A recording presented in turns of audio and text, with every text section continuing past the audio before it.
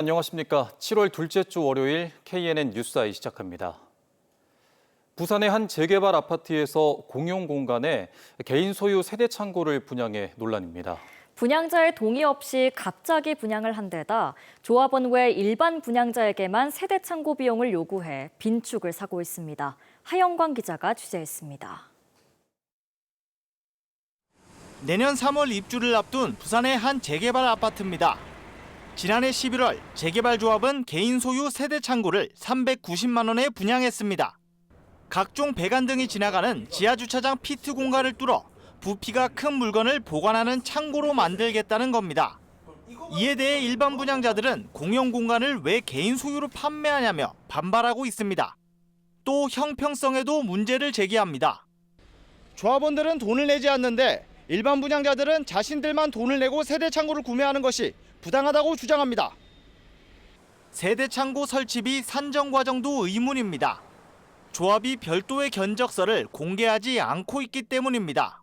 네, 저는 황당했거든요. 왜냐하면 모든 결정은 조합이 다 하고 우리는 돈만 내라는 개념이니까 견서가 얼마인 것도 모르는 마당에 이 공사비가 과연 일본제들을 위한 건지 아니면 자기들의 조합들의 소강물실을 메꾸려고 하는 건지. 재개발 조합은 창고가 설치되는 피트 공간은 계약에 포함되지 않아 문제가 없으며 조합원들도 향후에 청산금에서 창고비를 부담할 것이라고 밝혔습니다. 하지만 법조계 해석은 다릅니다. 일반 분양 후 조합이 설계 변경을 통해 확보한 공용 부분에 새 창고를 설치하여 일방적으로 일반 수분양자에게 판매하는 것은 공유물을 처분할 때 공유자 전부의 동의를 받아야 한다는 민법 규정에 위반될 수 있습니다. 최근 인천 부평구의 한 재개발 아파트에선 조합원 거주동 쪽에 주차장만 넉넉히 확보하고 서울 잠원동에선 일반 분양 가구를 복도식으로 설계하는 등 재개발 아파트 입주자 간의 갈등이 커지고 있습니다. KNN 하영광입니다. 여름 휴가철을 맞아 요즘 음주 단속을 많이 실시하고 있습니다. 음주운전 예방을 위해 단속 예고도 하고 있지만 경남에서는 정작 현직 경찰관이 음주운전에 도주까지 하다 붙잡혔습니다. 최한솔 기자가 취재했습니다. 경남경찰은 여름 휴가철을 맞아 다음 달까지 특별 음주 단속을 실시하고 있습니다. 특별 음주 단속 예고도 공개했습니다. 그런데 지난 6일 새벽 단속에서 경남경찰청 소속 A경장이 적발됐습니다. 김해에서 술을 마신 A경장은 귀가하며 직접 운전한 것으로 드러났습니다. 만취 상태로 이곳에서 운전을 하던 A씨는 이곳에서 여름철 특별 음주 단속 중인 경찰을 발견하고는 차를 버린 채 그대로 달아나다가 결국 붙잡혔습니다. A 경장의 혈중 알코올 농도는 면허 취소 수준이었습니다. 휴가철 음주 단속을 미리 알리기까지 했지만 정작 현직 경찰관이 만취 상태로 운전한 것입니다.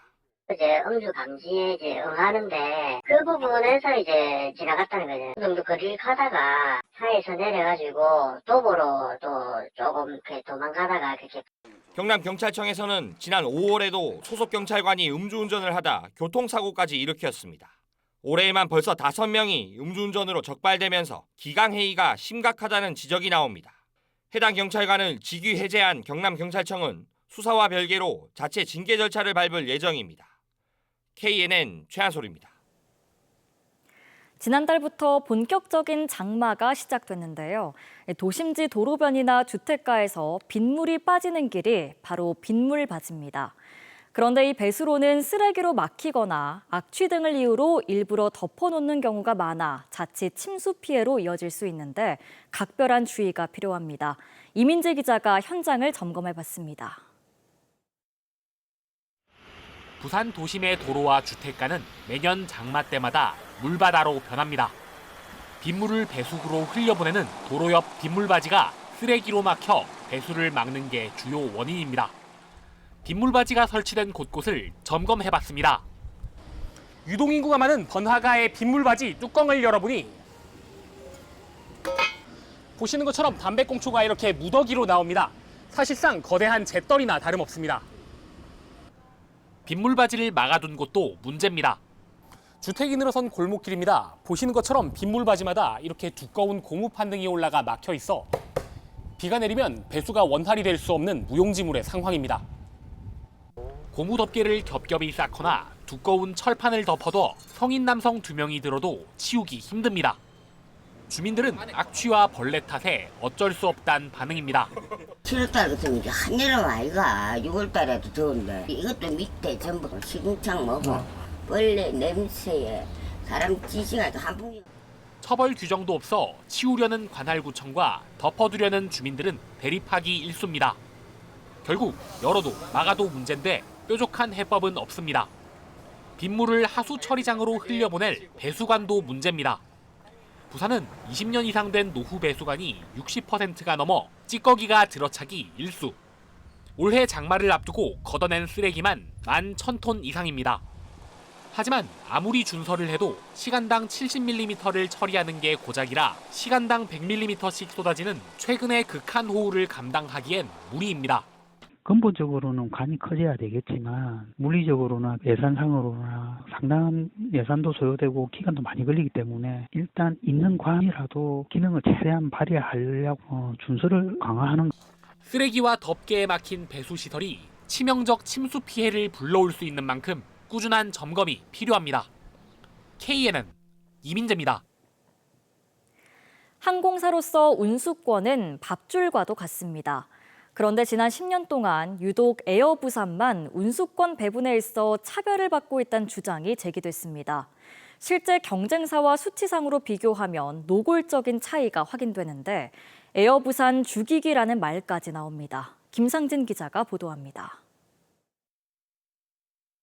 항공운수권이란 항공기를 운항할 수 있는 권리로 운수권이 많냐 적냐에 따라 항공사의 경쟁력이 좌우됩니다.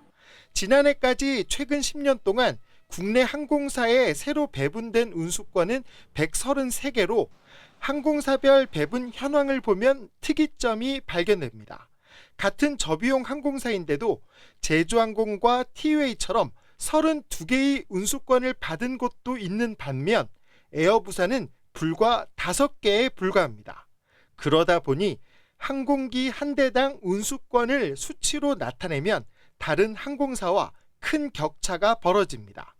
국토부는 항공운수권 배분 기준에 따라 배정해 왔을 뿐이라는 입장입니다. 하지만 32개와 5개처럼 운수권 배분의 노골적 차이가 벌어진 것에 대해 적절한 답을 내놓지는 못합니다.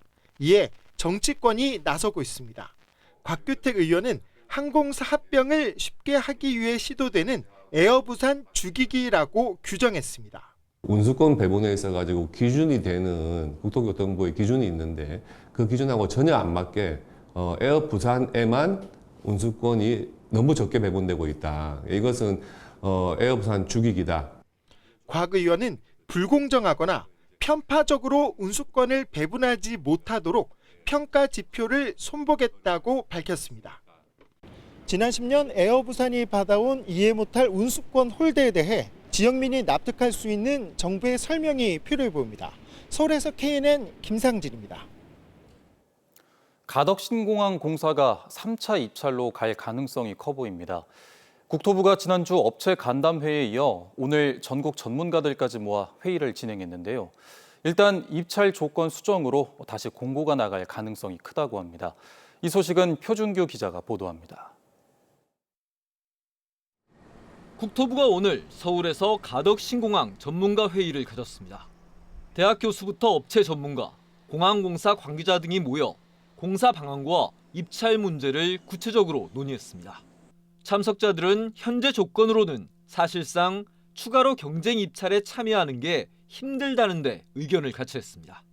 때문에 경쟁 입찰 원칙을 강조하던 국토부도 컨소시엄 참가 업체 수를 늘리는 등 조건을 완화해 다시 입찰을 하는 쪽으로 기운 것으로 알려졌습니다. 지난주 시공능력 평가액 상위 10개사와 간담회에서도 업체들은 입찰 조건 완화를 요구한 것으로 알려졌습니다. 하지만 방향만 결정됐지 구체적인 입찰 조건과 시점은 예측하기 힘듭니다. 사정이 이렇다 보니 부산시도 혼자서 할 수 있는 작업 위주로 서두르면서 국토부 결정만 기다리고 있습니다. 벌써 대학마을은 80% 이상 물건 조사가 끝났고 이달 중순부터 추가 조사를 위한 이의 신청을 받는 등 스스로 할 수 있는 작업들 위주로 속도를 내고 있습니다. 가덕신공항 건설공단도 재영향평가나 문화재 발굴 조사 등을 준비하며 국토부의 결정만 기다리고 있습니다. 가덕 신공항 2차 입찰이 유찰된 지 벌써 보름이 지났고 공사 일정도 촉박한 만큼 3차 입찰 공고가 빠르면 이번 주 안에 이루어질 수 있다는 전망도 나오고 있습니다. KNN 추승규입니다. 한국을 대표하는 영화 영상 로케이션 명소인 부산에 심상찮은 징후가 나타나고 있습니다. 올 상반기 로케이션 실적을 집계해 봤더니 예년의 절반 수준으로 뚝 떨어졌습니다. 김건영 기자입니다. 지난해 한국 박스오피스 1위를 꿰찬 천만 영화 서울의 봄. 뒤이어 올해 첫 천만 흥행에 성공한 영화 파묘. 두 영화의 또 다른 공통점은 부산입니다. 주요 장면들을 부산의 스튜디오나 오픈세트 등에서 촬영했습니다. 지역 유일의 실내 스튜디오들을 갖춘 부산 영화 촬영 스튜디오를 찾았습니다. 지난해만 하더라도 이 스튜디오가 이렇게 비어있는 날은 거의 없었습니다. 항상 촬영이 이루어지고 있었는데요. 하지만 지난해 하반기부터 대관 문의가 줄어들기 시작하면서 올해는 이렇게 비어있는 날이 훨씬 더 많아졌습니다. 올해 상반기 스튜디오 2개의 촬영 일수는 모두 115일. 지난해 330일의 절반에도 못 미친 건 물론 지난 2020년 팬데믹 이래 가장 낮은 수치입니다. 야외 촬영 일수 역시 지난해보다 반토막 났습니다. 최근 4년간 평균 실적과 비교해봐도 46% 수준입니다. 직접적 원인은 국내외 영화 영상 산업의 침체입니다. 팬데믹 때 받은 충격이 영화 산업 특성상 시차를 두고 이제야 나타난다는 분석입니다. OTT 이쪽이 워낙 강세로서 그래도 다른 나라하고는 다르게 굉장히 좀 호황일 수 있는 시절을 겪었지만 작년부터는 이제 뭐 그 편수가 급감을 하고 있습니다. 제작 편수가. 여기에다 부산 내에 대형 오픈 세트를 지을 수 있는 부지가 이제 마땅치 않다는 점도 작용했다는 진단입니다. 야외 오픈 부지라든지 야외를 찍을 수 있는 공간들이 좀 미흡하면은 그런 부분에서 상당히 많은 실망을 하시고 가시는 분들이 많죠. 최근의 로케이션 격감이 일시적 현상에 그칠 것이란 낙관론도 있지만 급변한 국내 영화 영상 생태계에 따른 지역 로케이션 외면에 신호탄일 수 있다는 우려가 커지고 있습니다. KNN 김건영입니다. 지난 5일 부산 북구에서 60대 A씨가 40대 B씨를 흉기로 찔러 살해하고 자해한 것으로 추정되는 사건과 관련해 두 사람이 수년 전부터 반려견 배변 악취 문제로 갈등을 빚어왔다는 주민 진술이 나왔습니다. 경찰은 범행 과정에서 B씨의 딸도 다치게 한 A씨에 대해 살인 혐의 등으로 입건할 예정입니다. 다만 가해자 A씨가 중태에 빠졌고 인근 CCTV도 없는 상황이라 경찰이 정확한 경위 파악에 난항을 겪는 걸로 알려집니다. 창원지검 형사 1부는 대출 서류를 위조해 180억 원 상당의 대출금을 빼돌린 혐의로 대출 담당 직원 A씨를 구속 기소했습니다. 김해에 있는 우리은행의 한 지점에서 근무했던 A씨는 지난해 7월부터 지난 5월까지 고객들의 명의로 대출 서류를 꾸며 180억 원에 이르는 대출금을 횡령한 혐의를 받고 있습니다. 영호남의 8개 시도가 지방분권 강화와 지역 균형 발전을 위한 공동 성명서를 발표했습니다. 오늘 전북 무주에서 열린 영호남 시도지사 회의에 참석한 8개 시도단체장 등은 지역기후 대응기금 국가 지원 근거 마련과 저출생 대응 정책 수립 참여, 지방교부세율 5% 인상 등을 담은 성명서를 발표했습니다. 또 개발 제한구역 해제와 기업의 지방 이전 촉진을 위한 법안 개정에 공동 노력하기로 합의했습니다. 최근 부산교육청 장학사 사망과 관련해 내부형 교장 공모제에 대한 찬반 논란이 재점화된 가운데 하윤수 부산교육감이 유지 방침을 밝혔습니다. 오늘 취임 2주년 기자회견을 가진 하 교육감은 상위법에 따른 교장 공모제를 교육감이 임의로 없앨 수는 없다는 원칙을 강조했습니다. 또 무거운 책임감을 느낀다며 재발 방지를 위한 내부적인 민원 처리 체계도 재점검한다고 덧붙였습니다. 한편 일부 보수 성향 교육단체는 이번 장학사 사망 배경으로 내부형 교장 공모제를 꼽으며 폐지 목소리를 내기 시작했습니다. 경상국립대병원 신입 간호사들의 임용이 경영난 여파 속에 늦어지고 있습니다. 지난해 채용된 경상대 국립병원 간호사 260여 명은 올해 3월부터 근무할 예정이었지만 4개월 가까이 출근하지 못하고 있습니다.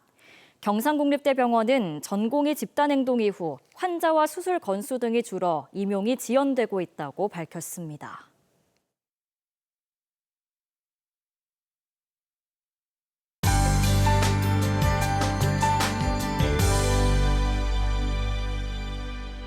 오늘 밤까지 경남 내륙에 가끔 비가 내리겠고 내일은 곳곳으로 비가 확대되겠는데요.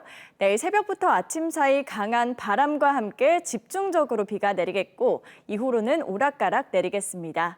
내일부터 모레까지 경남 서부를 중심으로는 많게는 120mm 이상의 비가 쏟아지겠습니다.